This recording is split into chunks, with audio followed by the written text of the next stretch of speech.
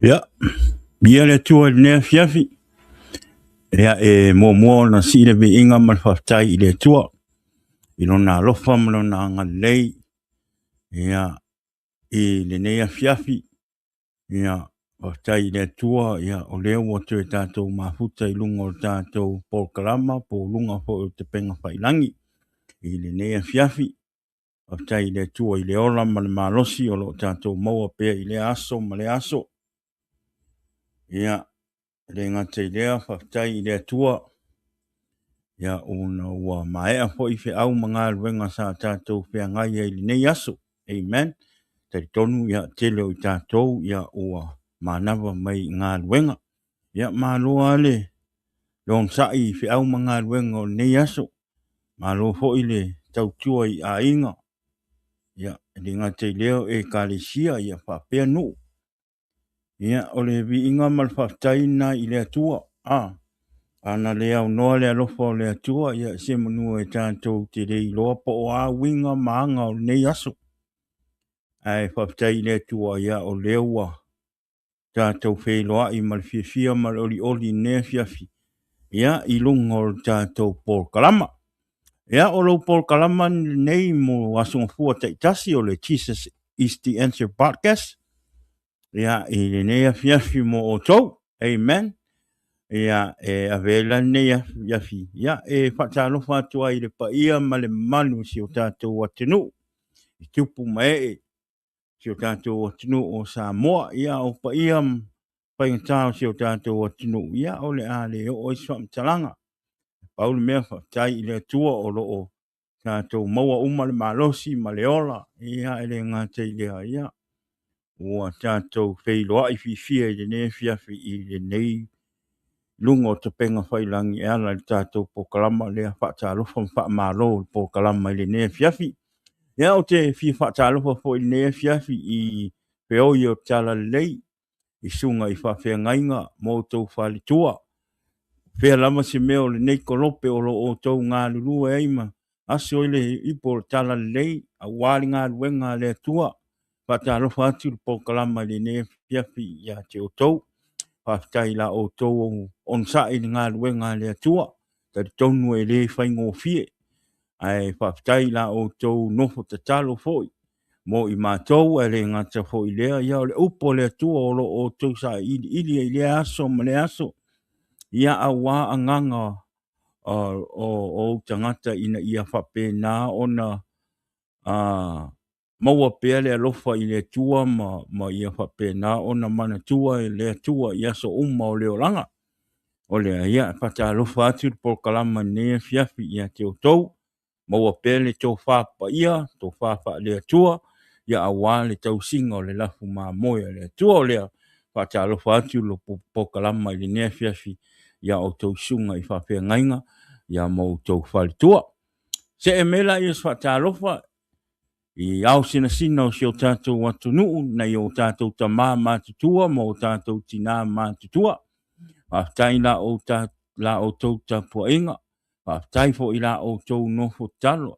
Te mi uma e whapena o na uru whafo atua i o tama whanau. A wāle tau tuaino ngā luenga, tau tuaino a inga e ala i ngā luenga. Le ngā te lea ia o le whatu a inga, amen. Tari tonu o lo tau tapo inga lea o lo o whapena o na mātou maua ele manuia.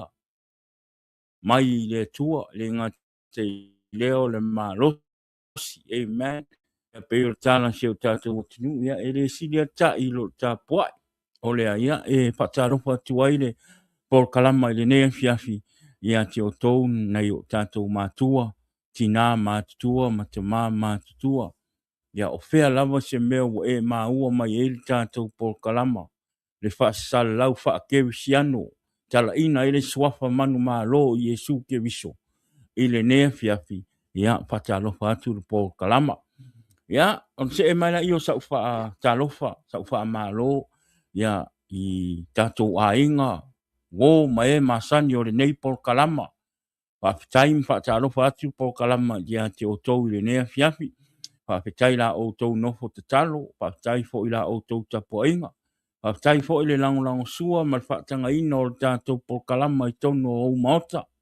le ngā te leo tonu o whalwhainga ruenga, tonu o lo ta vale o runga o lo telefongi, o whea lama se mea o e maa ua mai ele tātou polkalama i nefiafi, pa tā lofa atu lo tātou polkalama i le nefiafi, a vea fo nei teimi ia o te whātalofa atu ai, sia o ta mā nei o mātua whalea nganga, sia o ta mā ia Wesley Isa Take, ia ele ngata i le whaletua ia tau wā i le nefiafi, whaatalofa atu polkalama ia te urua nei o mātua whalea nganga, taila o lua nofo talo, ia au wāfo i le polkalama ma le whaafo ina o tātou polkalama o lea, wa manuia tele le tuam whaatalofa atu polkalama i le nefiafi ia te urua. Ia le ngate lea ia o te fia whaatalofa whaapito ai le nefiafi, ia i le pule o tātou polkalama po le paso o tātou polkalama, ia le tofine ia fina, o se le i le nefiafi fina, whaatalofa whaapeiloa ia tu tātou polkalama i nefiafi ia te oi pas, fia le loto ma le anganga ina ua tā peiloa i le asa, whaatai i le atua i lan whaamalolonga ia te oi le tofine, ia te le se lui tau fo i o lo nei tangata i lo ola wha le anganga, ia e ana fo ia te oi le tofine, ia po le pas fo i o tātou polkalama, lea fina, wha manuia tele le atua, whaatai lau tā puai, le ngata i lea whaatai fo i lau nofo talo. Ia awan tātou polkalama, o lea wha manuia tele lava le atua, ia te oe le pas, po le tua fine. I'm so happy and glad to see you, fina. Ia o le pas o le tātou polkalama, lea, ia tatonu ia o lo e matamata mai fo i tātou polkalama nefiafi, ia wha manuia le atua ia te oe le tua fine, ia po le pas o tātou polkalama, ia le ngata i lea, ia o le tina fo i ia tangi, whamanuia le tua ia te oe tina, whaktai lo wangsai, whaktai fo i ia a wafo le tausinga o le paso o tātou polkalama, ta tonu e le whaingo whiaro ngā luenga, ia o lo talo pe le tua, ina ia whape nā o na watu pe le malosi, ia a wafo i le tausinga, ia o le pule o tātou polkalama, ia o le fina, lea whamanuia le tua, mpata alofa tu tātou polkalama. Ia i le nea fiafi. Ia o se tātou whaatalofa na i nea fiafi. Ia i le mamalu si o tātou atinu. Wō mainga mai au me mai o tātou polkalama i le nea fiafi. Whaamani e tele lama le atua. Whaatai ia o le avanoa o tātou maua o tātou wheiloa i e nea fiafi. Ia i lunga o te penga whailangi. Whaatai ia i le atua ia ono o le malosi o lo fo ina mai pea i lo nei tangata ia ele ngata i lea. Ia o le tama po le au na fo ia tala lei i se kia. Ia au alfa fo ingo tātou ngā ruenga o le tātou polkalama. Ia e aso uma ia e su e le upu.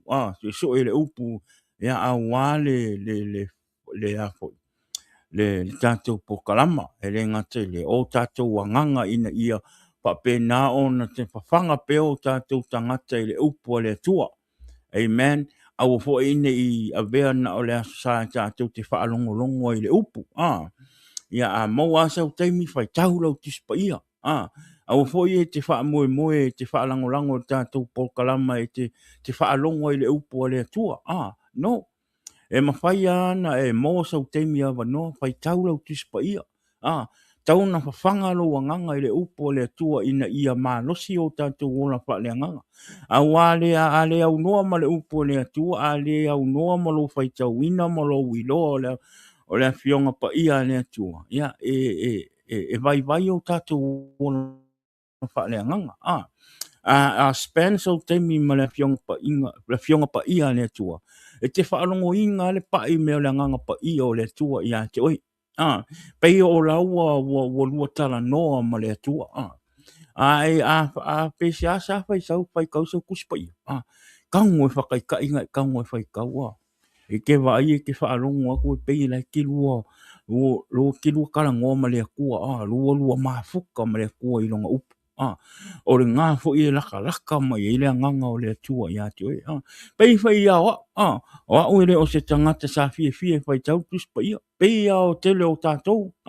Tātou le sa fai kau o kus pa ia poko a fai kau le sa. Sa o fie fai kau kus pa ia. Ngai isi kaimi ngā wai kaimi aka fai kau aku pei fai ngā kā fai ngale kau le malama fai ngale le upua. Peo le mafuanga lisi ngā mafuanga peo kau le fia i fai kau kusi pa ia. Lisi me pe alo pe ke whaalongo ko pe i pori fai ngale. Wa kala mali mo. Kele ngā o isi mafu.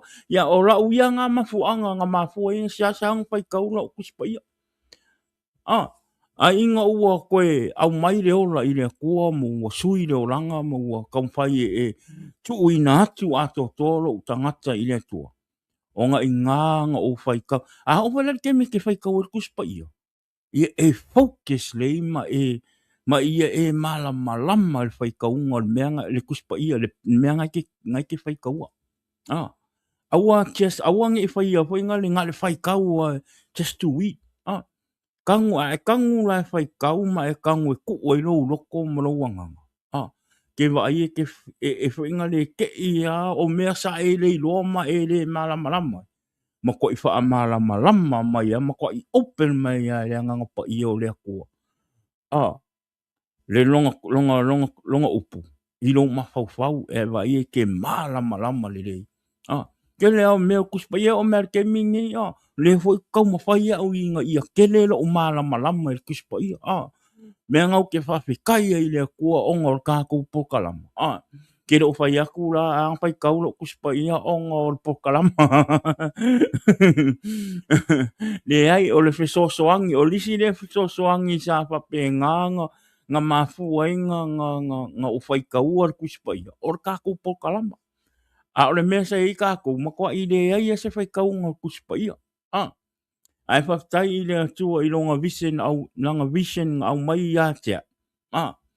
E ala i whaonga ina ui whaima me whainga luenga i tā la i lona whina ngalo i lungo o ta penga whailang. Le ua mafua ai ma ua whaatele ina ai ma whaatutupu a tili ai lo fie whai tau lona whionga pa ia. Manga kua whaita se mea i kākou keilo, a kākou oi rea onga. E le whape kake waku lo lea onga maua lo le poko. E le ai. O le mea ka kau onga e sui. E ka kau onga e sui e kaunga e whaalongo le whai a onga. O a mea la whai me le whai a onga i a ke oi. E ka kau onga e whaalongo ma e whai a. O le mafuanga ngā e maua e ka ika le poko.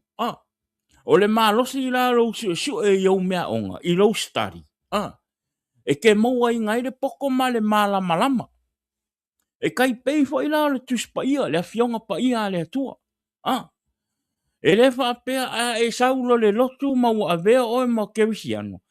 E le whai kaua so kuspa ia. Ngai whapea i fola i o oe whengaru e malama, e le hai. E kakau onga e iloa le fionga pa ia le akua. E kakau onga kako study le fionga pa ia le akua. Aisea, onga e kako ke malama i longa whinga ngalo. E mai kako ke malama i o langa maola e kakau o ngā ola i ka ngaka ke whiano. E le whapea a kako mairo le loku ma kako o le loku ma. Ma ka ua kako ke whiano. Un kako whapea la i o kako malama i le whina ngalo le tua. No. We have to read the Bible. We have to study the Bible and learn the Bible. So we can know po le ale fina ngalo le atua i a te oe maa. A o tato wola i le nei o langa. Amen. Vi i ale atua E tai whape ngā leia le o langa wha kewisiano E te tau o na tātou. Whawhanga o tātou anganga i le upo le atua. Ina ia whape nao na wha amalosia. E le ngata i le upo le atua. O le tatalo.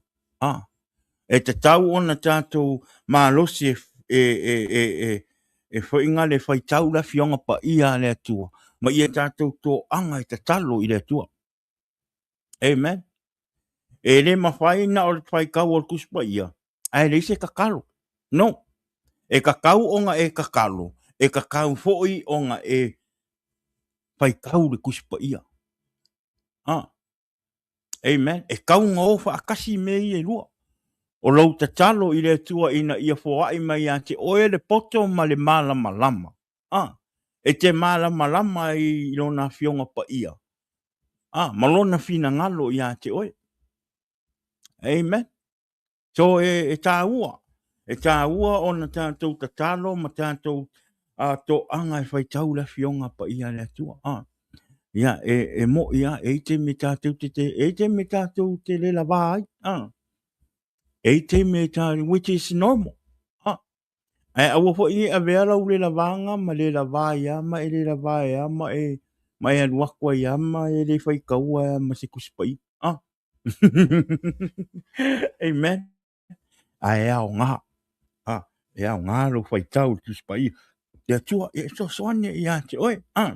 To soane i o tātou wola whaaleanganga. Ina ia pa pēnā ona tātou tū mau i le tua ma tātou malolosi ni ngā ruenga le tua. Tātou wha moe moe le tua. Amen. Ia le ne fiafi. Ia le tua. Ia le whatua atu na e whatua atua na i atu le sa. Whaftai i le tua i le upu sa tatonu tātou wō uma le lotu. Whaftai i le tua ni tātou whaalongo i luna upu.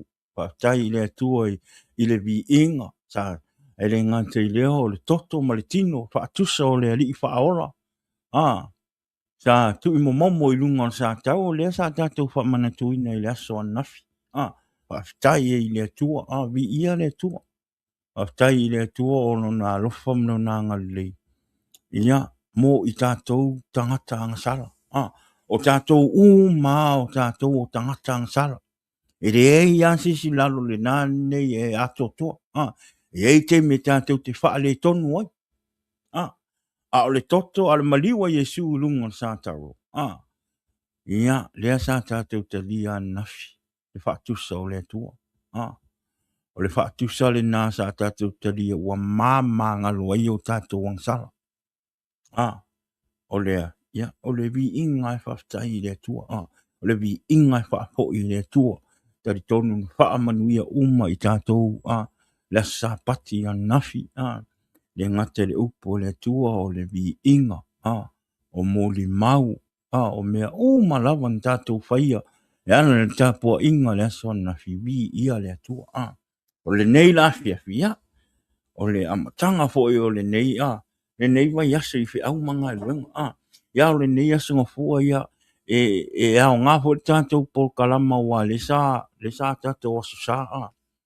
Le au ngā la tātou pol kalama i le asa ngā mo i tātou fo inga le i maua se awa noa e asi e le malu o le atua. E whaalongolongo le upo. Ono o ni mawhatianga o le tino. Po o le lava o le malosi. Po o le ai o se awala e alua i le lotu. Ia, po le fi alua e se lotu. Le asa le fia filane. Ia o le au ngā nā tātou polkalama. Tātou te whaaso e le upu e le atua. E le o e le o stangata matautia i le upu e le atua. E taitu sa umma tātou te fia malama i le upu e le atua. O le au ngā fo e le upu e le atua. I a te o tau e le ngate fo i au ngā i a te i whau tua i fo i mwha malusi i fo i lo ola wha le anganga ia nei te i au tau wha pia ia ua o se tangata fo i ngale o makua i malama i le ai o lea fo i o te fia malama fo i au i le upu le atua o le upu le atua i le ne fiafi mo oe a maise mo au fo e au ngā uma mo i tātou Amen. Whai e le au ngā i a te oe. E le teimi e au ngā i le upu i a te oe. E teimi e pa i a tua i le nganga pa i o le atua i a te oe. Ma wha malama i a te oe lona upu ma lona fina ngalo.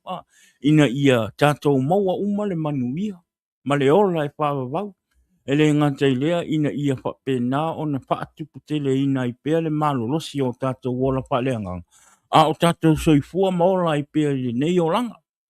ia wa o Lenei o langa a le au ngoa ma le upo le atua tātou te le malolosi i le ola whaaleanga. Aisia, ona o le lalolagi nei tātou te ola. O lo o taa i pēle ti Apollo. O lo o whewhewha i solo ti Apollo pēo le lionga. E aku i o, e mai i alu waku ia o, sau ia.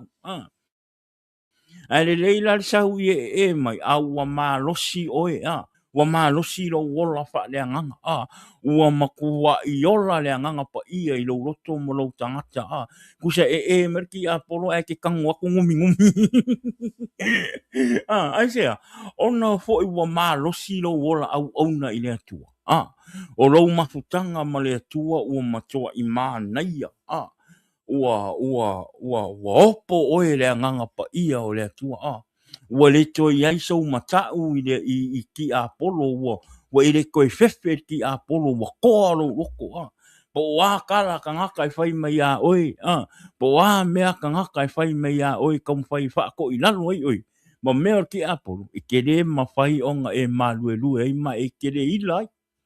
Asea, onga o e ko anga ua avea lo ora whale anganga ma anganga fo ngale ua kalangoa i le upu i aso uma.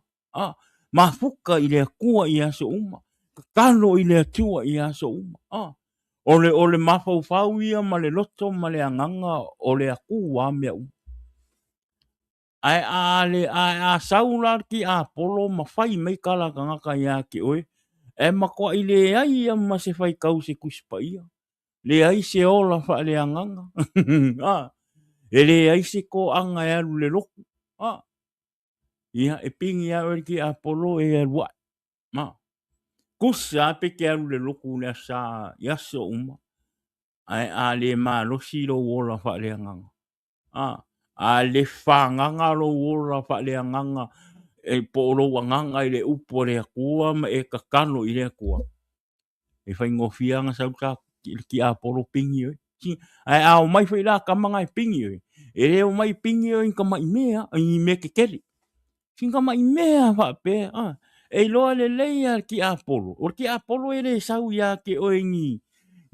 E le sau e mai a oe ma. E sau a ki Apollo ko o mea singa mai mea sumalia. E loa le leia ki Apollo le mea sumalia nga ke fifia. E sau a ki Apollo ko a kwal mea nga ia oe e oe. Aisea. E onga o mea e le o lava lo rola au ngai e le o lava lo mafkanga ma le kua. E ala i le upu. E le o lava. Amen. Me fo inga o le fo ike ngau wa uia. Ia fai kau pere upu le kua. E fo ike mi o ke fa le kongo i sole. Ke ue ko fa pea. Ke ue ko fa pea ai o ke fau kua ku mau karangoa ku le upu fa malo se kia oi. E nga e fa pele ua mi o kongo ma. No. E ke mi o ke vai ai. E fo i o fa le ton. A o le tangata i o lo o fa pe nga o lo o mongi le alofa i le akua ma mongi le makau i le akua. E loa koe kula i mko savat. O le kaua le ka ke kau ai le kaimi ngei e le o se kaua fa ali tino. E le o se kaua fa ali tino. O le kaua fa le anganga. Amen. O le kaua fa le anganga. O le au ngana e te taua ia i tātou tangata. Tangata o lo ola mo soifua pea i le nei lalolagi. Ona tātou mafuta i le upo le atua. Faatasi pea le upo le atua. O tātou o tangata angasala uma. E ia teime tātou te sese ai. E teime tātou te faale tonu ai. Ai aua ne i o tātou faavaivai ai. Aua ne i a vea le te a tātou pau. Pe a tātou faale tonu. Awane i o tātou tu ua pere ava noa le ti Apollo i sau noa ma ta aloa i o tātou o ranga. Ma o tātou ora. Amen. Awane i o tātou tu ua aile ava noa na. A whai ua e whaale tonu, a whai ua e whaale tonu le vā oe ma le atua. Awane e nofo ai nena. O le atua alofa. O le atua e tu ava noa i a te oe ma. A e wha le tonu te talo i le tua mwhato ese i le tua. E tuu mai ai le tua, e awina mai ai le tua le avanoa i a te oi. Ma e alofa fo i le tua i a te oi. Amen. O le alana, tātou pa u. Awane i o tātou wha apea, tātou vai pe tātou pa u lum. O tātou wha le ton. Ona tātou wha apea la i a ilonga i to e lofa mai le tua i a te oi. Pe ona whai atu. O le taua le tātou te taua le taimine. Taua wha le anganga. E alofa le atua i lo wanganga. E wa ai mai le atua i lo wanganga. Awala ne i o tātou whaavai, awa ne i o tātou tu ua pēr le awa noa le ti apolo. E whainga le sa ue ai ma whaapolonga i o tātou tangata i pepelo le ti apolo. O le a le to inga wha le tonu na e wha le tonu ai. Po le a le mawalunga, le mawalalo, le la po, le lautele, pae, po le a ko inga wha le tonu e wha le tonu ai. Te talo i le atua mpato ese i le atua.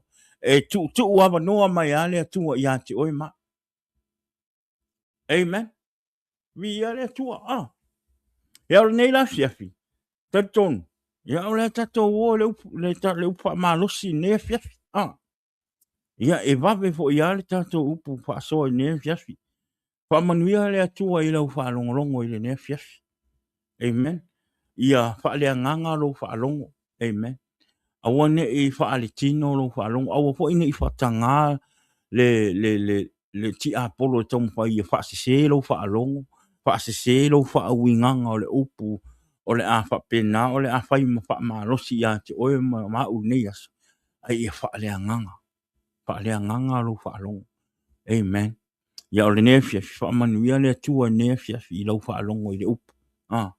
Talia le upu le tua i lo loto fai eso fai un. O lo fai unga ma lo fi filinga e te manu i ai.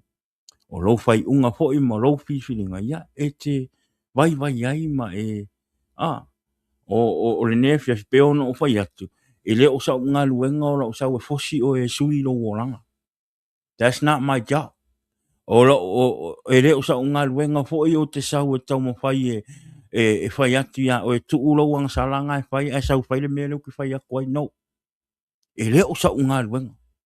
O la unga luenga o le tuto le fatu. Amen. Plant the seed. A o le ngā luenga le nganga pa ia. O ngā ia le nā e suia o lo wolanga. O ia le nā e nā te wha malama ia te oelo na upu i a fiafing. That's God's Holy Spirit job is to change your life. That's not my job. O la unga luenga o le fola ma wha manosi atu ia te oele upu o le tua. So e pule lama o i lau fifiringa pe talia pe le ai. A o la unga luenga.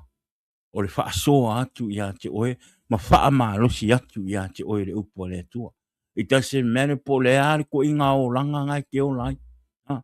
Pe ke wha o lainga, pe ke awha wha o lainga, pe ke le wha o lainga, pe ke le ingu pia, pe ke ingu pia, pe ke le ula ka paa, pe ke ula ka paa, pe ke le loku, e pū le a oe.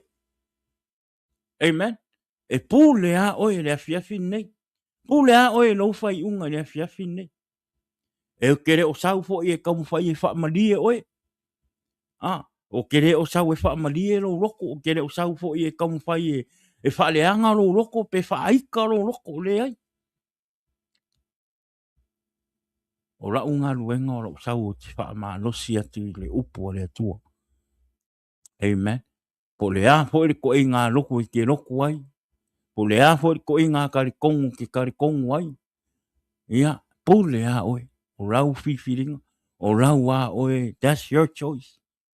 A o le atua, ma Yesu ke riso leo te taritonu ai ma au nai. Leo te sau e whaasoa atu ia te oe. Ina ia e malama ilona fina ngalo. Ia o malama e fo ilona fina ngalo. O le upo le atua, po le wha malosi le atua e nea fiafi mo oe, ma e au ngā mo i tātou. E au ngā mo tangata kewisiano, e au ngā mo tangata whaolainga, e au ngā mo tangata e le o whaolainga, pe le o kewisiano, e au ngā ia te oe upu. E au ngā mai ia I kako, no matter what category are we under. A au ia, ia sa unga alwenga. A whaolaina si anganga I nea whiawhi le upu o le atua, e le mo wau, a mo Yesu ke wiso. Amen. Vi ia le tua. Ia o le tātou tuswai tau le nea whiawhi. Ia o le a maua mai le tusi a whaalinga. Amen. Ia e whānai whai upu le nao le la tātou tala noa le nea whiawhi. Whaalinga e lua sunu matasi whai upu mua se ia o le whaa. Whānai whai upu na. Ia o le a whai ma upa malosi. Ia le nea whiawhi mo oe maa ui le nea whiawhi. Whaalinga e lua sunu matasi whai upu mua se ia o le whaa. Revelation 21 verse 1 to 4. Amen. Ia la ufai tawina whapea. O na hau I loa lea o le langi fau ma le lalolagi fau. A wā ua mawai atu le urua I langi, ma le urua I lalolagi. Ua le ai fo'i se toe sami. Na ou I loa fo'i le ai pa ia. O I wisa lema fau, walu ifo mai le atua I le langi. Ua saunia pei o se faa to anu fo tane, ua teu wina mo lana tane. Na ou faa longo fo'i I le leo tele mai le langi, ua faa pe mai, faa uta, ua I ai le afio anga o le atua faa tasi matangata, e mau fo'i o ia ma I latou. E fai fo'i I latou, ma ona nuu, e ia te I latou le atua lava.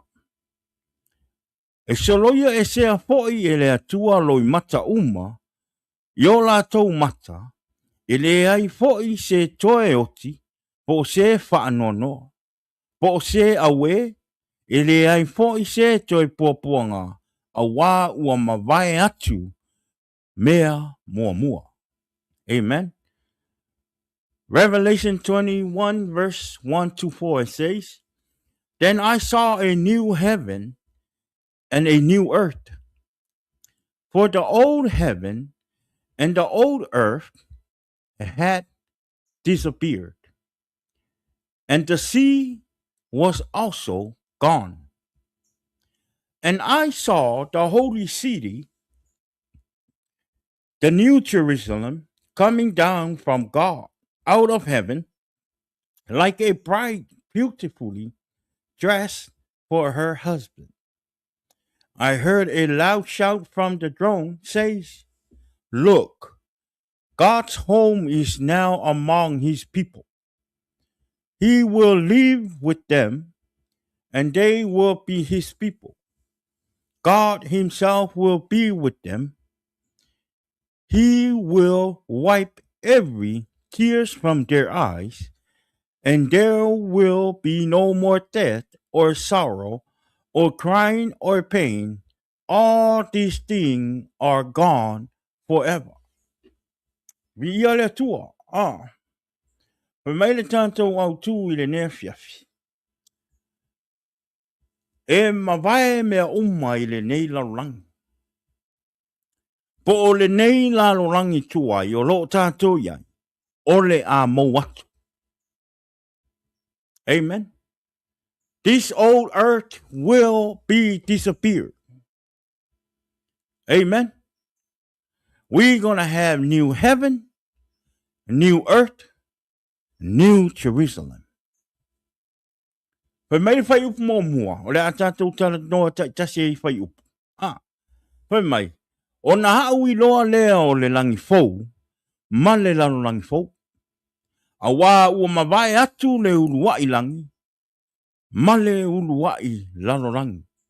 Ua le ai fo'i se toe sami. Le nea whiawhi, tātou matanga I le nea whiawhi. Ia, o le nei lalolagi o lo tātou iai ma tātou au mauai. E leo se lalolagi e whaapapau. Amen. O le lalolagi nei o lo tātou ola ai ma tātou au mau ai. O le a iai le taimi, o le a whaamuta ai, pe mau ai, le lalolagi le tātou te ola ai. Amen. O mea uma fo'i o lo i to tonu o le nei lalolagi. O le a mau. Amen. O mea fo'i ua tātou ua i o tātou lima. Ma ua tātou maua i le o langa nei. Ia e le whaapapau. Amen. E le whaapapau. E iai le taimi e mau atu ai. O mea mana nei a fo'i ma mea o le nei o langa o lo tātou fia ai. Ma tātou nau iai. E le whaapapau. E le taimi e mau ai. Amen. E le taimi e mau ai. O le o langa la nei le tātou te ola. Ma fau ifo oe ia te oe. Amen. Ma fau ifo oe ia te oe, ma e fesidi ifo oe ia te oe. O le mea e ao ngā, le alu o lo ma losi ma lo nau. Ina ia o maua mea o le lalulangi nei. Amen. Vi ia le tua. Ma fau ifo ia te oe. Po le mea wao alu wao ngā lo ti ngā inga. Alu wao ngā lo ma losi. Ina ia e tau mawhai, ina ia e maua mea o le lalulangi nei. O manuia o le tino. Amen. Ai whai mai le tātou tus whai tau le nei aso. Whai mai. O mea o le lalolagi nei. Po le lalolagi tuai. O le a mau atu. Amen.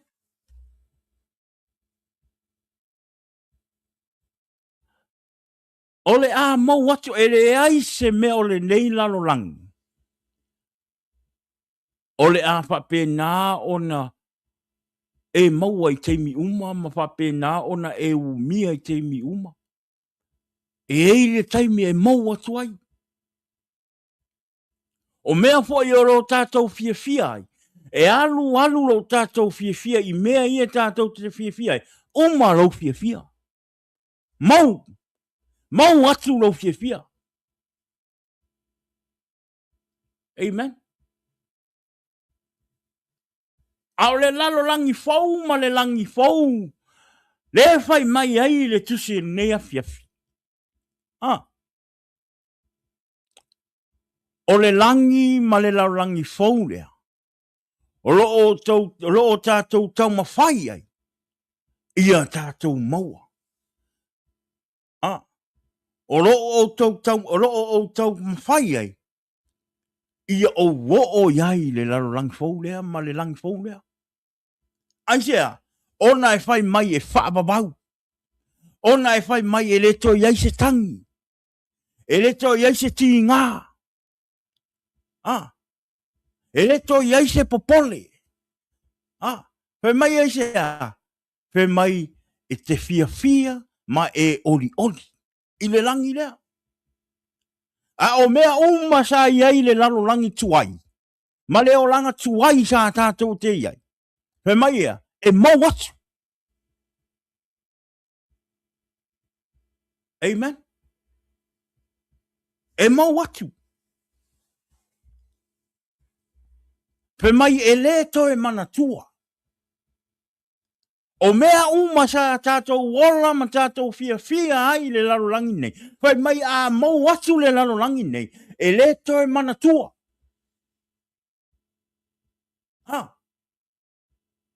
Everything is gonna be gone. Even the ocean will be gone. Nothing in this world will be forever. Everything will be disappeared. This world and everything in this world, it will be disappear.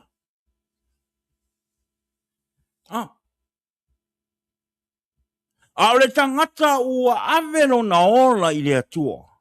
Ma le tangata ua talia Yesu I le loto ma le anganga. O le tangata le o le a taunuu I le langi ma le lalolagi fou lea. E le alu ai se tangata e wha le tonu le oranga. E le alu ai se tangata e le tari tonu I le atua. E le alu ai se tangata e le fia e whai mea wha le atua. Na o mea wha le lalolagi e fia ai. If I don't have time for God, and I don't have no relationship with God, and I don't accept Jesus in my life and live for Jesus, I'm not going to be there in that new heaven. I'm going to be gone forever in hell. Le malaya. If I am not have Jesus in my life. Amen. A whai o te le, a whai ele aisa o maftanga ma le atua, a whai o te le tari tonu I le atua, a whai o te le tari tonu o Yesu, o le alo o Yesu, o le atua. O te le o I le lalolagi fou ma le langi fou. I am not going to make to heaven. I'm going to be disappear. O le a o mau aku I whea. Le malaia. Le mea o roo iai le whaitangi a we ma le lili o wao nifo. That's where I'm going to end. Ao se upu e alu I le langi fou lea ma le lalolagi fou lea. I'm not going to make it. Aisea. Ona ele o iai se anganga, ele o iai se, ele o ola Yesu kongo o langa. O te le talia Yesu e avea maali I mau whaola. O te le fia e whai tau le tispaia. O te le fia e mafuta I le atua I le tatalo. Ana o mea o le lalolagi nei. O mea e le whaababau. O mea e mau atu. O mea e le umi se fia po se. A lea ua halu ako I aila umarosi. Ai ngalo ai. O le lalolagi nei. O lo tātou wola. Ma tātou soifua ai. O le a mau. E maire Isaia e ongo lima whai po sulfitu se ia o sumariva. E mai. A wafa a uta mai. O te whaia le langi fou. Ma le lalolagi fou. E le toe manatua mea na mua. Amen. E le alua e foi I le roto. O longo winga. O le lalolagi nei e tātou te ola. A ho I le teime e tātou te mauai. A saoro wanganga I le langi. A saoro wola maro tangat. Maro wanganga I le langi. Pe maia. E te le toe manatua. Mea na mua. Ma e le toe o I lo roto. Mea na mua.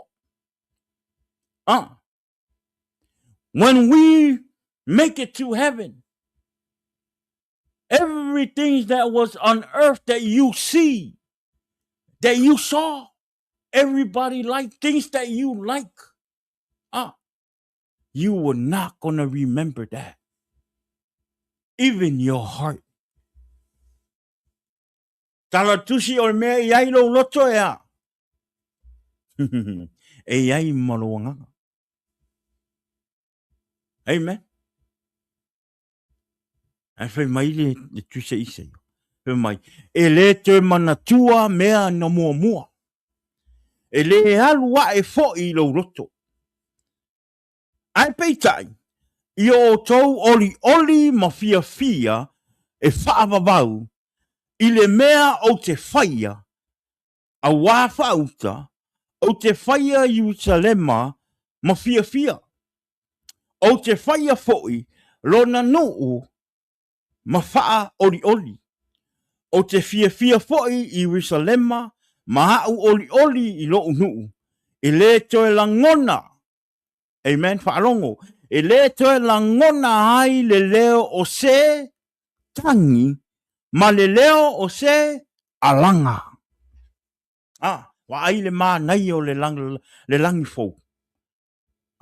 The new heaven. Amen. O ai la ale mana o e ho i le langi le. Pai mai e le ko i se kangi. Le ai le ko e la ngā se leo se awe. Se leo se leo whenga le woi wa ti ngā. You were not going to hear that anymore. No more cry. No more stress. O ai la le fialu i le langi lea. O ai la le fialu i le langi lea. Le manga o ai Yesu ke viso ia tātou talia o ia. Ma ia o tātou tari tonu ia te ia. Ma ia o tātou sāwa wali whaatasi ma ia. Amen. Pe ma Yesu, o le a o walu e sa uni se no fuanga mo oe ma. Lea. Amen.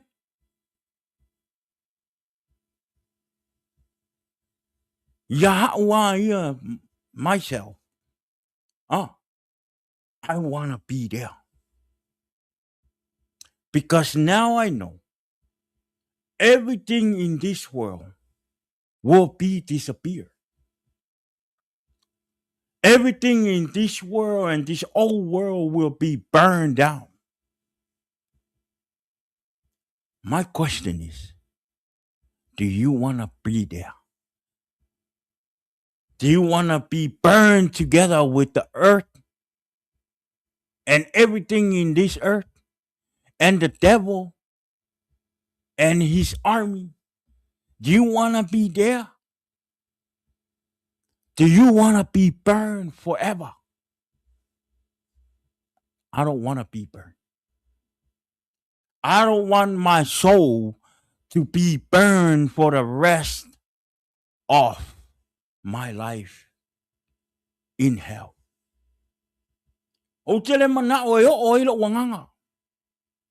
Ia wane I whaapea. A e maliulo. O la ngona I e te la ngona I le teimi nei a o lo soifua pe I le lalolagi nei. O lo pai. O lo songsongi. O lo o mea uma o whaalongonga o rangonga. E uma aku le o langa ngei e maliu. Alu le kingo le me alu iai. E alu lo wanganga. Fe meia. You still gonna have your 5 cents. E ke langonga mamea. O lau kangwe ingi whaapero lima e ke langonga ki ngā. A e alu le se oli e ke langonga le vevela. You will feel the pain of the fire in hell. My question is, do you want to end it there? I don't want to be end there. I want to go to this new heaven. I want to go to this new heaven. I am not going to worry about all this nice thing in this earth. All this material thing, it will be on fire. It's not going to be forever. It's going to be burned down. So why I'm wasting my time to give all my life to have all these things, but yet my soul is going to end to hell. I rather be struggle and not having things of this world, but have Jesus in my life, so I can reach this heaven and live forever and be happy forever in heaven than to burn in hell forever and feel the pain of the fire. Amen. Peo na uwhai atu. E ao ngā whaamanuianga le atua I meo le tino.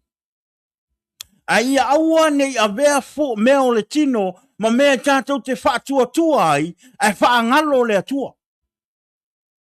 Amen. Ngai ei tai me tātou te whaangalo ai le atua ina ua tele mea ua tātou maua. Amen. Ei tai me tātou te whaangalo ai le atua. O longo winga, ai whaangalo le atua ona ua tele manuia, o le nā ua avea oe matangata ua e whaatotua I mea ua e maua. Aua ne e whaangaloina le atua ina ua tele o manuia I mea o le tino.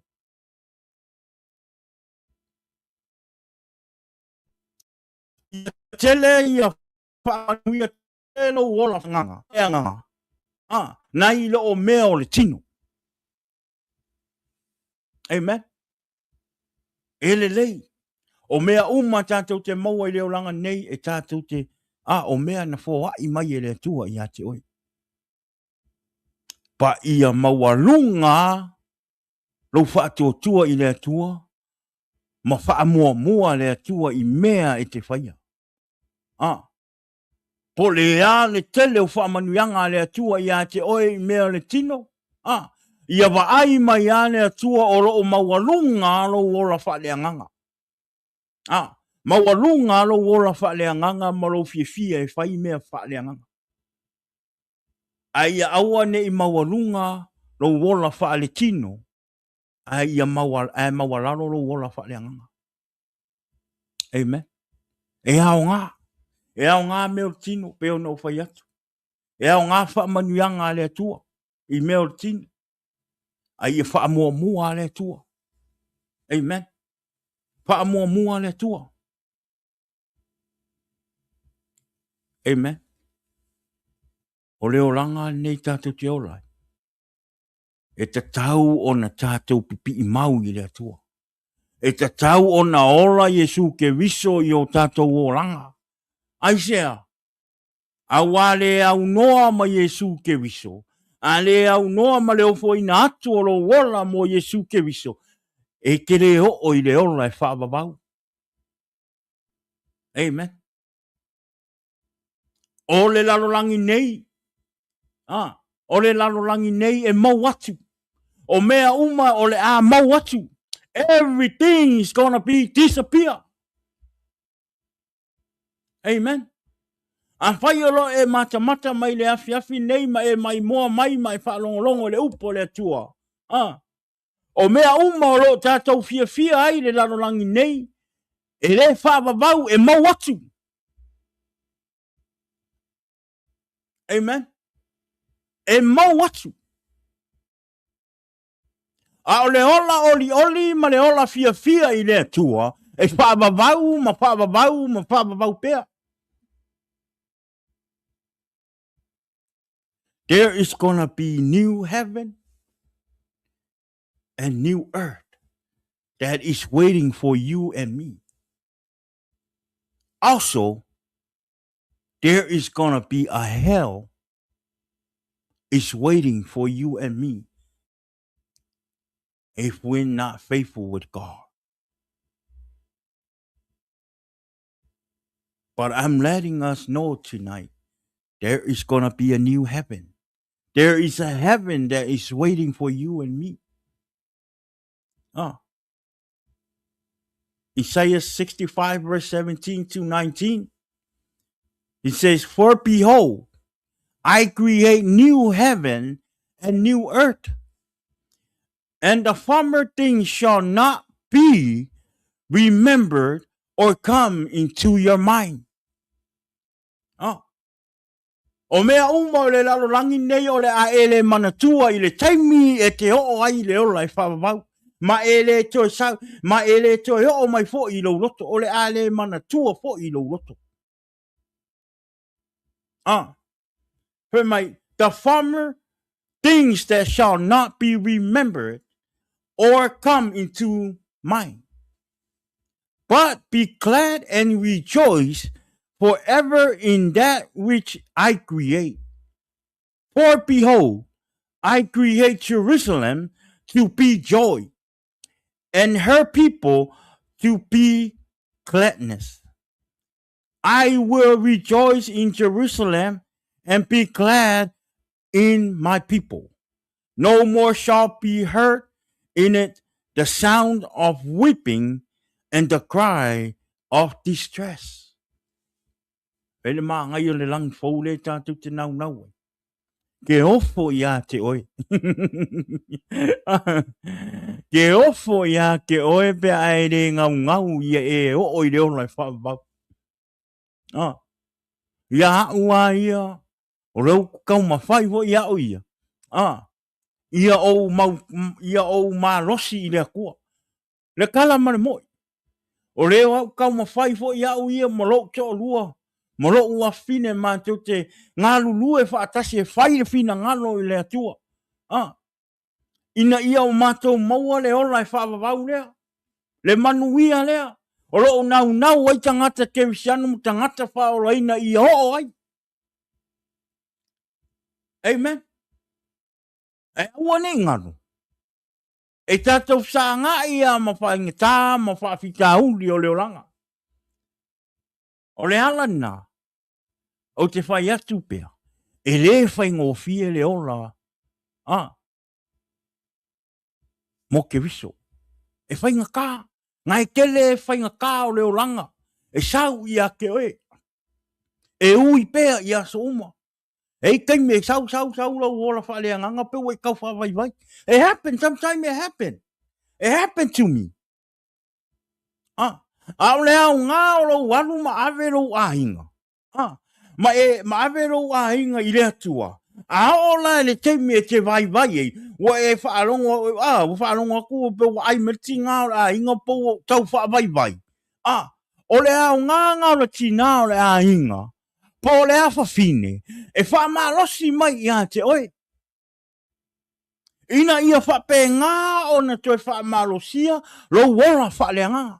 This is why I take my wife and my daughter to God. Mātou te eo whaatasi. E mātou te whaia le ngā luenga ma au auna i lea tua. Ma ave whaatasi o mātou ola i lea tua. Aisea. E le lei an whaavai o tau whaavai me o ta māpolitina. A lei e ta mai whaamalosi li tina. Lei e le awhawhine whaamalosi mai li tina. E le awhawhine whaamalosi mai li tama. E le tina whaamalosi mai li tama. E le tina whaamalosi le awhawhine. O le ao ngā nao le tātou wō whaatasi i le atua. Ai a whainga o oe le tama e te halu e te ngau nau e te halu ana oe. Ai tuu lau whanau marau to lua marau ai. A o lai ni teime te vai. Whaafewhea o na waila whaamalosi i ate o. Amen. Amen. It's good to take your family with you. To serve God. Not just your wife, not just your kids, not just your husband, not just your uncle, not just your auntie, not just your nephew, niece, everybody. Tātou uma wō uma i le tua. Tātou wō uma ave o tātou wō ranga i le tua mo tātou wola i le tua. Aisea, ia tātou wō o i le langi fōu lea. Amen. Ia tātou nofo sau niuni. Ia tātou nofo sau niuni a o ia walata mai le aso le atua. Ke lo le aso le atua e le o se aso whaingofie. Amen. E o no i le aso po le taimi o le atua. E le whaingofie. E le lei le sau o le atua. A olo e pipi i pea i le atua. because God's time and God's day is not going to be easy. Lua Petere tolu fai upo sfulu. Fai mai. Ai sau le aso le alii. Pei o se ngaoi le po. E mawai e se ina ai le langi. Mawai e se ina ai le langi. Male ngongolo tele. E tea ese ai foi. O mea na whaia ai. Ina uamu. Amen. O le lalolagi foi. Mga luenga. O iai. E se sunu wina lava. Kako wa ai.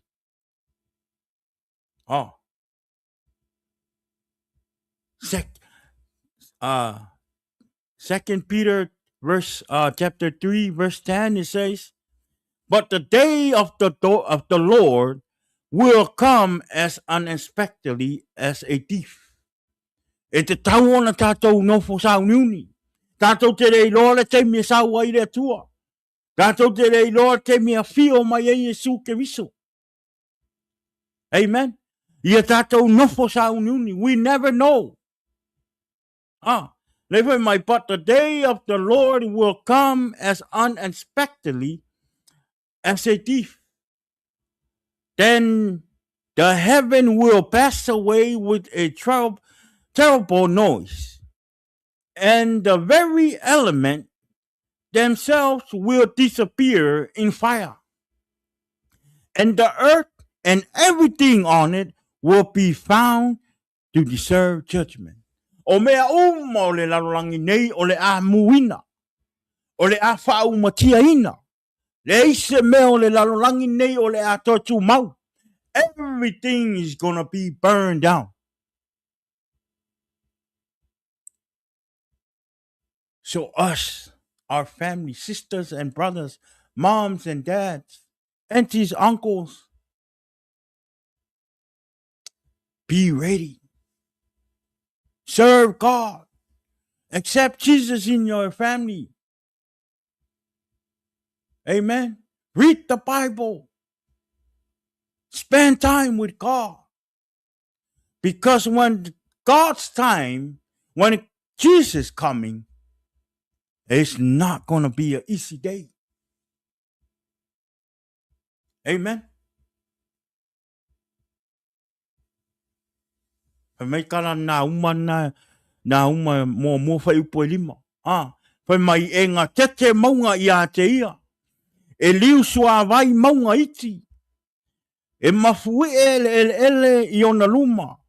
O le lalolagi fo'i a toa mai i lātou uma o e na nofo ai.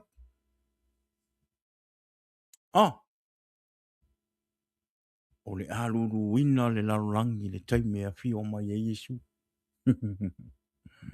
The mountain shake before him.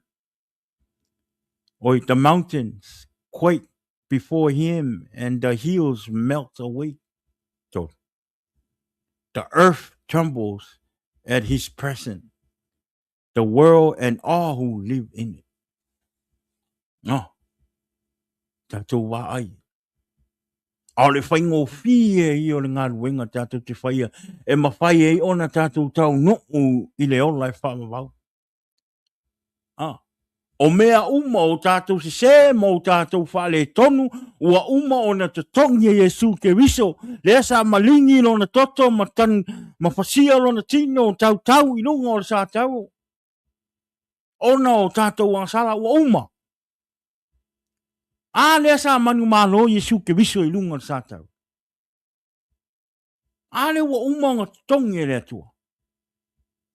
O le awala la e tau o mea te tau o na tātou whaia.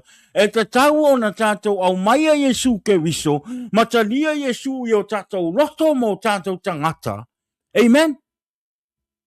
Ma i o tātou tū mau ma tātou sāwa vani pēa. Ma whaia le whina ngalo le atua.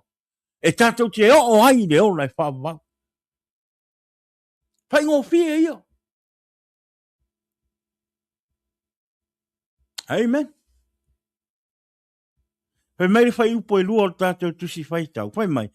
And I saw the holy city, the new Jerusalem, coming down from God out of heaven like a bride beautifully dressed for her husband. Ah, me yoane me na ia wa aia le langi fou. The holy city. Ah, wisalema fou. Pe me ua sau le atua mai lunga I le langi, me ua ia wa aia atua sau le atua. Pe me ua pei o se, pe o se tane fo ingale pe o le pride fo ingale u la saungi fai poiponga ua maa ngai o na teu teunga. Ah. Amen. Pe mai ali se ia ono tasi fai upo se furu. Pe mai. O te matua fia I le ali. E oli lo loto I lo watua. A wā ua na ia foa ina au oi. Pa mai a wā ua na faa ofu ina au I ofu o le olatanga. Pa mai la ia ua na faa pulu ina au I le ofu o le ami o tonu. E pei o le faa toa fai a wā. Ua pūlou o ia e pei o se osi tauranga. Pe mai e pei o le faa toa nofo tane foi. Ua teu o ia I ana teunga. Amen. Pe mai ua faa ofu oe. Mai ua faa ofu oe o le ofu o le ola tanga. Amen. Vele hao ngā le mā ngai le teimi tātou te o ai le langi. O teu ma au le lei tātou pe o sangata whaato a nofo whai awa. Isaiah 61 verse 10, he says, I will greatly rejoice in the Lord. My soul shall exalt in my God. For he has clothed me with the garment of salvation. He has covered me with the robe of righteousness, as a bridegroom decks himself like a priest with beautiful headdress, and as a bride adorned herself with her jewels. Amen. Iele tua. Saura ia ile Isaia 5 fai upo 5. Pai mai a wā o le na whaia oe o lau tane lea. O le alii o au o lona ingoa lea. O le na whaatau nu wina oe. Whaatau wina oe. O le paia o Israelu lea. E tā ua o ia o le atua o le lalolagi uma. For your maker is your husband, the Lord of hosts, his name. And the Holy One of Israel is her Redeemer. Is your Redeemer. The God of the whole earth, he is called. Amen. Mai o le nofo whaatua whaiawa. Nofo tani. O se tane o le asa aungi e lona whai puiponga au le lei. Ofu e wha ofu ina ai. E tai wha pēnā I tātou. Ua wha ofu ina I tātou o le ofu o le wha o le ofu pa ia. Wha ofu ina tātou o le ofu o le ola tanga. Amen. Se wa ile mana ia. I ia le tua. Le la uma tātou upa marusi nefis. Saulo na ia I le. Fai upo tōt. Fai upo muli fo I lea. Fai mai, God will be with man. Tātou tangata whaolaina. Tātou tangata ua whapenao na tu ina antu o tātou ona I le atua.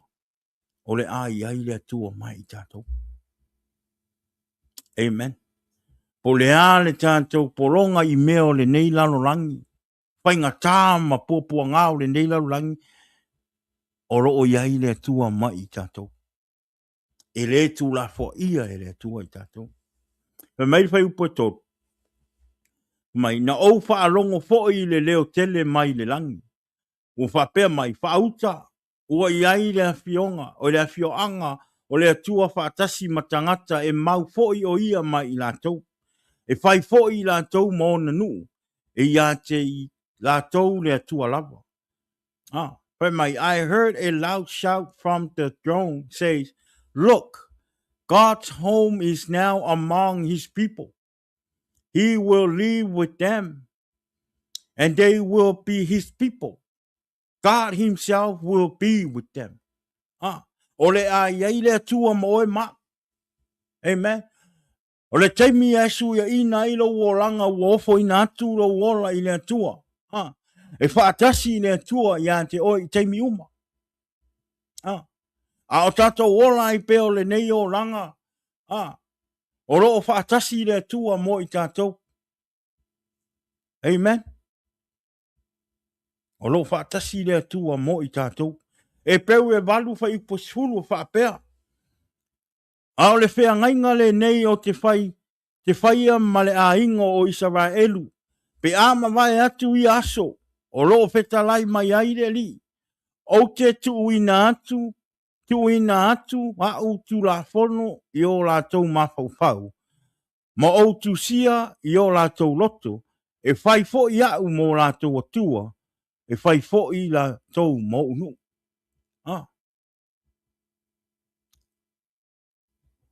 E whea ngai ngā lea tua ma Israel. Nā te le tū la fo ia. Israel. Amen. O tātou o whānau o lea tua. Wa a vea tātou ma whānau o Israel. Pe tātou te nofo inu ese. O le upo lea tua ua soo I lalolagi. O e te lia Yesu whai maali I ma whaaora. O tā ua oe maa o whānau o lea tua. E le tū la fo ina e lea tua o na tangata. Amen.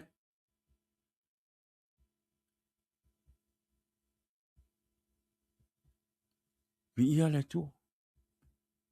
A o yeila le nei lalolagi o lo tātou wola. Amen. O a whaingata, o a pupuanga, o a whaasosonga. E le tū la fo ia e le tua tātou. Amen. Tātou tū mau pēa I le tua. Tātou wha maoni pēa e whaile ngā luenga le tua. Amen. O le nei lalolagi ma meo lo tū muai e mou. E mou atu. O mea foina e fia ai ma e nau ai. E alu umaro fia iai. Amen. A ia whapena o na tātou whataua le ora au auna ma le ora ngalue mo Yesu Keriso. E tāua ia te oe mau o na talia Yesu I lo loto ma lo wanganga. A vea Yesu ma o whaola. Ma ia e tali tonu. Amen. Ma ia e tali tonu ma whai al fina ngalo le atua. E tātou te mau ai le ola e whaavavau. O le ola e whaavavau whai mai e le toi ai se tangi. E le toi ai se ti ngā. Na o le fia ma le oli ma le vivi atu I le atua. Amen. Whai mai le whai upo e wha. O le tako tisi whai tau. Umai man tātou whaasoa I le nefia. Whai mai. E so loi e sea foi e le atua. Loi mata uma o I lātou o I o lātou mata. E le ai foi se toi oti. Po se toi whaanonoa. Po se awe. E le ai foi se toi pua ngā. A wā ua mawai atu mea mua. Amen. Whai mai. He will wipe every tears from their eyes, and there will be no more death, or sorrow, or crying, or pain. All these things are gone forever. Olongo winga, o le taimia e tātou te maua ai le olai whawawau. O le taimia e te anu e le olai whawawau. Whe mai e le to e ni loi mata. Wo so loi e sea e le atua loi mata. Wo le to e se oti. Wo le to e se whaanoa noa. Wo le to e se awe. Wo le to e ni popo ngā. Awa ua mā vai. Amen. Awa ua mā vai. Mea na mua mua. A o le langi fau ma le langi fau lea. Whe mai na o le fia fia, ma le oli oli, ma le vivii, i le atua, i aso oma, e o lava, e whaavavau, e whaavavau, e whaavavau lava. Amen. O ai le a le fia alu i le langi fau. A whai e le to i se ti ngā ma whai ngata. Le to i se mai, le to i se tangi. O ai a le fia anu i le lang. Amen. O ai a le fia anu le lang. And all we have to do to get to heaven is accept Jesus and believe in Jesus and have faith in Jesus and walk with Jesus and obey God. Amen. That's all we need to do. Amen. Ngā le pau ale nā o le mea tātou te whaia. E leo se ngā luenga whainga le ke afu ai mai ki ngā ingai e kam whaia earn se le walu le ola i whawau. No, wa uma o ngā kokongi e le atua. Wa uma o na te tongi e Yesu whainga tāma popo ngā ma o tātou leanga ma o tātou se se. Pau alau mea o lau tari tonu, ma e talia Yesu ke wiso, ma e ngalue mo Yesu ke wiso, ma e whaia le ngā luenga le atua, ma e tu mau i le atua, ma e matau i le atua. And that's it. That's the only way for you and I to go to heaven. Jesus is the key to go to heaven. Ai ale ai. Ia. E tātou te mau whaatasi e tua ma mea o le nei lalolagi. Ma e tātou te awe, ma tātou whetangisi, ma tātou e i le o langa a toa i to tonu le paafi. E o lava e whaavavau e le eise ngatanga. Who wanna go there? I don't wanna go there. There is no way. There is no way I'm gonna feel the pain. Cry, screaming because of the pain of the fire. I don't want to end there. I do not want to go there. I want to go to heaven. I want to go to heaven where the joys, no more tears, no more pain, no more death, no more sorrow. Live happy forever and praise God forever. Amen. Le tatou ainga wo paanga le tatou pakalama nefia. If you want to go to this heaven, give a chance. Give a chance to give your heart to Jesus. Let Jesus come in your heart. Let Jesus come in your heart. to help you and to show you how great, how awesome, how good he is to you and to me. Amen. Lenei afiafi. Avea Yesu ke viso mau alii mau whaola. E te sao ai le ola e whaamama. Ia tātou o i le lalolagi fou ma le lagi fou o uma o na saunia o loo whaatalitali mai mo oe mau. Pai mai le upu le afiafi nei whai mai e le toi ai se tangi. E le toi ai se ti ngā. E le toi ai se oti. I le langi fou lea. A o le awala e te o ai le langi lea. O lo talia o Yesu ke viso e abea mau alii mau whaola. Ma ia e tu mau i le atua. Ma whaia le fina ngalo le atua. Ma wha mua mua le atua i rou o langa. Nea fiafi. O le tato upa ma losi na mo oe. Ma au le nea fiafi.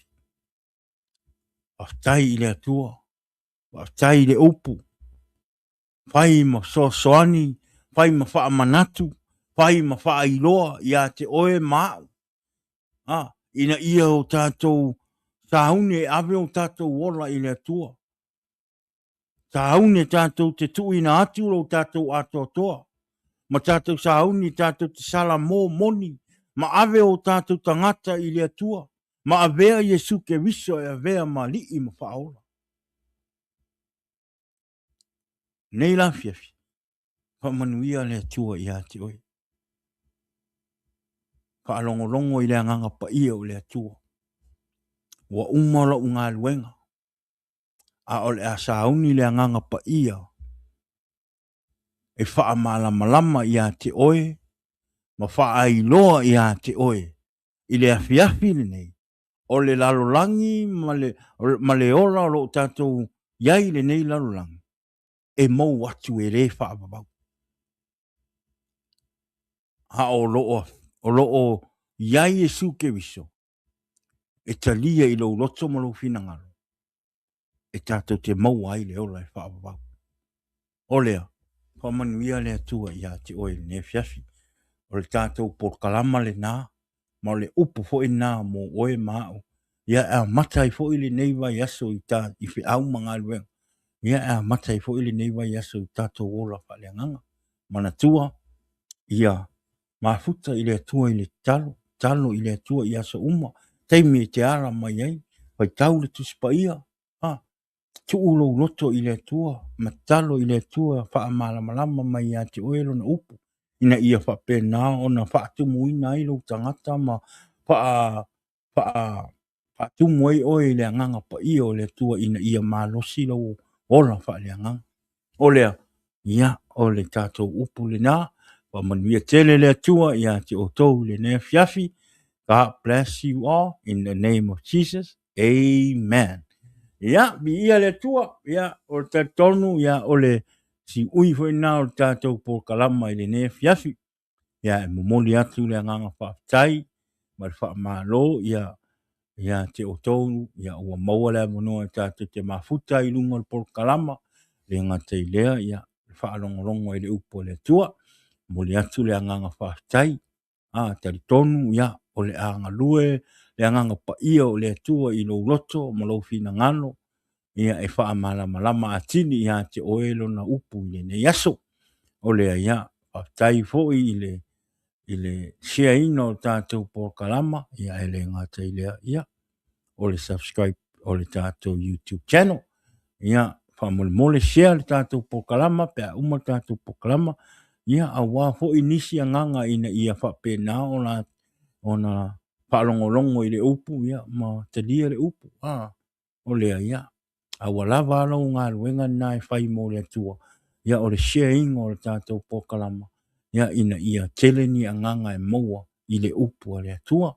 Ia le nei la fiafi, pa manuia tele le atua i le nei pō, manuia fo i malo ronga o le nei fiafi, ia manuia fo i le pō i nisi fo i o lo ngā lulu i le nei pō, ia talo i le atua, ia pui o tau i ngā ruenga, o ai tu pere manosi ia awa ngā luenga o le nefiafi au tato uma o maole avanoa ia e malolo e le nefiafi ia manuia le po paisa ulotu e moe ai au lia laso atai au ia po i le vi inga ma le whaatai i le atua awane ingalo ia o le aso tofi lisi tato pol kalama ia o le a whapena o le a toi tato whairoa ia i le po le aso tofi te mi masani ia i le valu i le fiafi ia pe o toi le ora ma le manosi o lea manu ia tele lava le fiafi ia vele temi ia o te toi fa tuai ia i le mamalu o le tatou o ainga mai masani i le nei po e le ngata i lea ia o le paso o le tatou po kalama i le nei fiafi fina manu ia tele lava le nei po fatasi le atua mo oe pas i le nei fiafi we love you and have good night fina i le nei po o lea ia pamanuia le atua manuia nei fiafi tatou toi whailoa i le po le stopi ti masani in Jesus name amen. Jesus is the answer for the world today. Above him there's no